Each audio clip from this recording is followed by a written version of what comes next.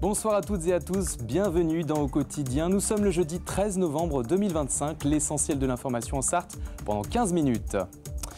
C'est un grand week-end de la solidarité. Du 28 au 29 novembre, la Banque alimentaire de la Sarthe appelle à la générosité des Sartois pour sa collecte nationale. Pour en parler, notre invitée Lucie Rioul, déléguée générale de la Banque alimentaire de la Sarthe.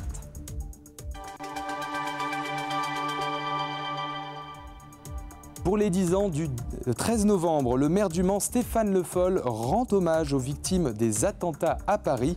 Une cérémonie émouvante, vous le verrez. Et puis les pongistes de Le Mans Sarthe Tennis de Table peuvent compter sur des membres essentiels pour fluidifier leur partie, les ramasseurs de balles. Nous les avons suivis au cours de la rencontre de ce mercredi soir lors de la réception de Saint-Quentin. Ce jeudi, la ville du Mans rend hommage aux 132 victimes, à leurs familles et aux rescapés des attentats terroristes du 13 novembre 2025 à Paris. 10 ans après, l'émotion est palpable lorsque le maire du Mans, Stéphane Le Foll, anciennement porte-parole du gouvernement à l'époque de ce drame, adresse quelques mots. Il a répondu à nos questions à l'hôtel de ville au micro de Laure Gérard. Je pense, comme vous, aujourd'hui à toutes les victimes. Celles qui nous ont quittés, celles qui ont été blessées dans leur chair ou aussi dans leur âme. 10 ans après, une émotion difficile à contenir ce jeudi 13 novembre lors d'un moment de recueillement républicain en mairie du Mans, en hommage à toutes les victimes des attentats. Et vive la France. Le 13 novembre, on a eu à faire face à des attentats d'une gravité sans précédent, exceptionnel, avec plus de 130 morts, 400 blessés, des mitraillages à la Kalachnikov dans les rues de Paris. J'étais porte-parole à l'époque, j'étais au Stade de France, je me souviens de cette rentrée du Stade de France dans la ville de Paris, dont on sentait encore, compte tenu du fait qu'on avait comme information qu'il restait 1 ou 2 terroristes en liberté, dont on sentait la menace. Et donc tout ça, c'est des moments qui ne s'oublient pas, au contraire, c'est des moments qui marquent. Et ce qui est important, c'est surtout ça, c'est de se rassembler et d'avoir quelque chose à dire après tout ça. Pas simplement rester avec ses souvenirs, mais surtout de porter un message pour qu'on ne revive pas et qu'on n'accepte pas ce qui était inacceptable. Une minute de silence sera respectée ce jeudi 13 novembre également lors du conseil municipal du Mans. Grève de certains agents du centre hospitalier du Mans à partir de mardi prochain. Le syndicat Force ouvrière lance un préavis de grève à compter du 18 novembre. Un mouvement pour dénoncer notamment la détérioration des conditions de travail du personnel du CHM et le sous-effectif journalier dans les différents services. Le préavis est maintenu pour le moment jusqu'au 31 décembre 2025. La venue de Jordan Bardella à la Flèche dans une semaine suscite de nombreuses réactions de la gauche. Samedi 22 novembre, le président du Rassemblement national dédicacera son nouveau livre « Ce que veulent les Français ». Pour s'opposer à cette venue, les militants de l'opposition Pays Fléchois à gauche organisent une réunion et appellent à se mobiliser dimanche prochain à 10h30 à la salle des associations de la commune. Déjà en décembre 2024, Jordan Bardella, présent à la brasserie Le Globe au Mans pour une autre séance de dédicace, était hué par 250 manifestants. Le week-end du 28 au 29 novembre, la solidarité s'invite dans les supermarchés. La Banque alimentaire de la Sarthe lance sa grande collecte pour aider les personnes dans le besoin. Et la demande accrue, la déléguée générale de l'association est sur notre plateau pour en parler ce soir. Lucie Rioul, bonsoir. Bonsoir. Cette fin de semaine marque la grande collecte nationale, la semaine prochaine en l'occurrence. À quoi sert concrètement cette opération pour la Banque alimentaire de la Sarthe ? Alors c'est notre grand week-end puisque sur ce week-end-là, nous allons récupérer des denrées qui vont nous permettre de pouvoir distribuer tout au long de l'année aux Sartois les plus démunis. Est-ce que vous pouvez nous faire un peu un contexte de savoir combien de personnes bénéficient aujourd'hui de votre aide et comment ça a évolué ces 4 dernières années ? Alors nous, la Banque alimentaire, on distribue aux structures partenaires, donc les CCAS, les épiceries sociales et solidaires, et les associations qui distribuent de l'aide alimentaire. Et nous, là, en 2024, nous comptions 19 000 bénéficiaires au niveau de la Sarthe, alors qu'en 2021, nous étions à 11 000. Donc une forte hausse. Comment ça se passe au niveau des besoins ? Est-ce que vous arrivez à justement suffisamment alimenter en denrées justement ces personnes qui sont dans le besoin ? Alors, on essaye effectivement de répondre à leurs attentes. Donc déjà, la banque alimentaire en elle-même a déjà beaucoup évolué puisque initialement, nous distribuons que des dons. Du fait du contexte et de l'explosion du nombre de personnes bénéficiaires, on est passé également à l'achat. Donc on fait évoluer aussi notre structure. Donc le moment de la collecte est un moment clé pour nous. Alors, vous lancez donc un appel à la générosité qui se déroulera, donc, je rappelle, le 28 et 29 novembre prochain. Qu'attendez-vous cette année en termes de volume ou d'objectifs ? Alors, bien entendu, on attend un volume important, mais déjà, faire comme l'année dernière à 105 tonnes, ça nous irait très bien. C'est vrai que les Sarthois sont généreux, malgré les contextes, l'inflation. On peut toujours compter sur eux, donc on est confiant. Vous constatez un nombre de denrées qui est qui est plafonné sur ces dernières années, malgré l'inflation.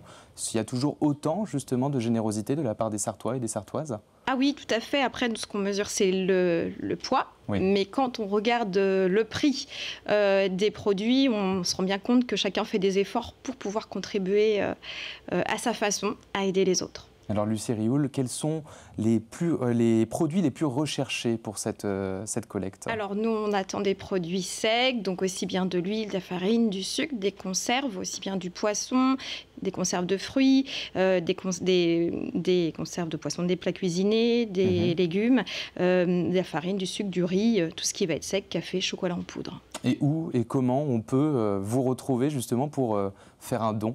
Alors, on est présent dans tous les magasins du département et on est facilement identifiable puisqu'on a tous nos gilets orange. Gilets orange, toujours reconnaissable, bien entendu. Combien de bénévoles seront mobilisés sur le terrain au cours de ce week-end ? C'est à peu près 1000 bénévoles sur tout le week-end, aussi bien pour les personnes que vous allez trouver dans les magasins, mais également les chauffeurs, et puis les personnes qui vont être à l'entrepôt en train de trier, de ranger, de peser les produits que nous allons récupérer. Alors vous recherchez encore justement des personnes pour vous aider au cours de ce week-end notamment ? Tout à fait, on cherche toujours, donc n'hésitez pas à nous contacter par téléphone ou bien par Internet. On a une application. Un site Internet, voilà. D'ailleurs, je le précise, il suffit de vous rendre sur le site Internet via le lien collecte.banquealimentaire.org. Une fois en ligne, vous sélectionnez la banque alimentaire de votre département, la Sarthe, bien entendu. Ensuite, vous cliquez sur « Se connecter » et vous renseignez, bien sûr, les informations nécessaires pour finir. Autrement, vous pouvez aussi appeler le 02 43 50 30 00. Une dernière question, comment sont traitées ces denrées, justement, par la suite ? Comment ça se passe après que la collecte a été effectuée pour ensuite faire un don aux personnes alors après, c'est un travail de fourmi dans tout ce qui va être rangement, organisation. Et puis ensuite, nos structures partenaires font des bons de commande en fonction de leur fréquence de passage et nous demandent les produits. Ces produits-là vont être distribués tout au long de l'année. Merci Lucie Rioul, vous êtes déléguée générale de la Banque alimentaire de la Sarthe, d'être venue sur notre plateau et soyez au rendez-vous ce 28 et 29 novembre en Sarthe dans tous les supermarchés du département. Merci à vous. Merci à vous. Le tracteur de l'année 2026 est fabriqué au Mans. Son nom, le Claas Action 900 TerraTrack. Il se distingue par son système de chenilles à l'arrière du véhicule. Une prouesse technologique concentrée dans cet engin de plus de 16 tonnes, doté notamment de solutions intelligentes en matière d'assistance à la conduite. Lors du salon du machinisme agricole de Hanovre en Allemagne, du 9 au 15 novembre, le tracteur de l'entreprise Claas, dont l'usine est basée au Mans, reçoit le prix de l'année dans la catégorie Rennes.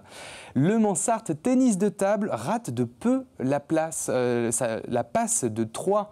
Après 2 victoires consécutives, la dernière à Argentan, lundi soir, les Mancelles s'inclinent de peu 3-2 contre Saint-Quentin, les championnes de France 2024. Lee Sanson avait relancé ses coéquipières menées 1-0. Kotomi Omoda, la recrue japonaise, remporte sa deuxième rencontre et porte le score à 2-2.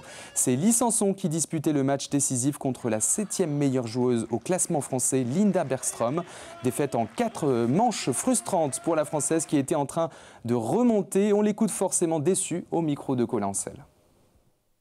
Après, on prend déjà, on a pris 2 points, c'est quand même très positif. Donc après, on verra la suite. C'est un peu dommage. À ma part, au moins jusqu'au 5e set. Après, si je perds, il n'y a pas de problème. Pas comme ça, quoi. Et pour faciliter les matchs des joueuses, il y a des acteurs qui permettent de fluidifier la partie. Ils restent discrets, mais leur rôle est tout de même important. Il s'agit des ramasseurs de balles. Colin Ancel s'y est intéressé. Allez, on est Un maillot du club sur les épaules, une bouille radieuse. Avant chaque rencontre du Mans Sarthe Tennis de Table, les jeunes ramasseurs vivent une entrée de star.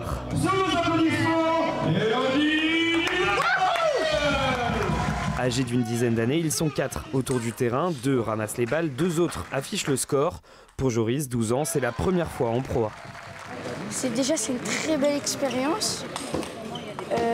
Et aussi, on a la meilleure vue sur le terrain. Voilà. Je peux voir les joueuses jouer et c'est bien.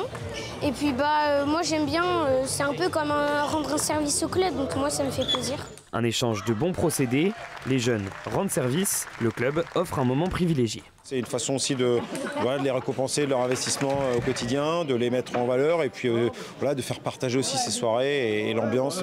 Et puis quelque part c'est aussi pour eux le moment de rencontrer les pros, de s'approcher au plus près de l'aire de jeu, donc c'est chouette. À la fin de chaque set ou à chaque temps mort, les jeunes rapportent les balles aux arbitres, un ensemble de petites règles à assimiler. Moi, la première fois que j'ai fait, en fait, ils m'ont expliqué comment faire. Et puis après, ça s'est fait tranquillement. Si on ne remarque pas trop ces enfants pendant les matchs, c'est que leur performance est réussie. Leur but, fluidifier la partie des joueuses. Comme ça nous évite de chercher le bal. Donc après, c'est pas le cas de tous les clubs. Je sais que chez nous, ils sont très bien concentrés et tout. Moi, je suis fiado. Voilà. Je veux dire qu'on a les meilleurs. Pendant une réunion, Alex, mon coach, il me l'a dit, qu'on avait une très bonne réputation de ramasseurs et qu'on était très sérieux. Des moments inoubliables. La prochaine occasion de voir ces jeunes à l'œuvre en Pro A, ce sera le vendredi 19 décembre contre l'Entente Saint-Pierrez. Allez, on poursuit toujours avec du sport. Qualification de la Coupe du Monde de basket 2027. L'équipe de France vient au Mans en mars 2026 pour affronter la Hongrie à Antares Arena. Et les places sont en vente depuis ce mercredi.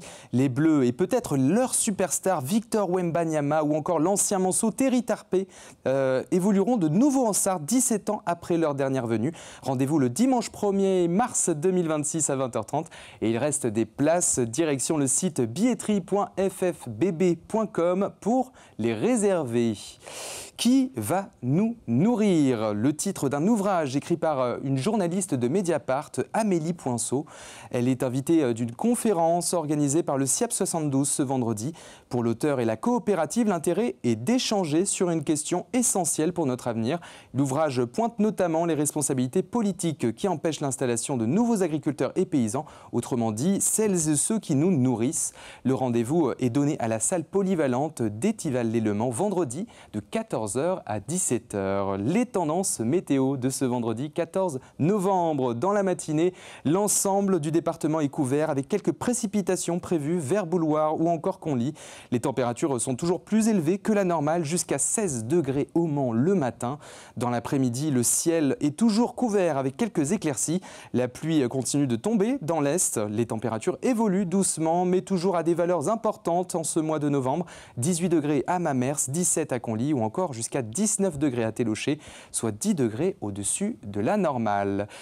On joue ce soir une nouvelle fois sur LMTV Sarthe, sur 2 spectacles de théâtre. Vous pouvez gagner donc 2 places de chaque. Le premier, Ginette, la reine des boulettes, prévu à la Flèche, samedi 22 novembre. Le deuxième, Tais-toi François, aussi à la Flèche, salle Coppelia, le dimanche 23 novembre. Pour tenter votre chance, une nouvelle fois, envoyez un mail à jeu@lmtv.fr en mentionnant bien votre nom, votre prénom, votre adresse et bien sûr le spectacle que vous souhaitez voir. Nous vous répondrons dans les plus brefs délais. Bonne chance à toutes et à tous. On termine avec cette jolie photo du ciel sartois prise par Corentin. Il était un peu plus de 7 heures au Mans ce mercredi matin. C'était au cours de nuits assez exceptionnelles partout en France, y compris en Sarthe, celle du ballet d'aurore boréale qui ont défilé dans le ciel. On le remercie de nous avoir partagé cette splendide photo. Vendredi 14 novembre, nous serons en format tout en images pour notre journal. Notre invitée, Nicole Anquetil, présidente du Cercle Montesquieu-Le Mans, on fait le point sur la programmation 2025-2026. Voilà pour l'essentiel de l'actualité sur votre territoire. Tout de suite, c'est votre émission Culture culturelle présentée par Chloé Bergerat. Je vous souhaite une très très bonne soirée. À demain, vendredi 14 novembre.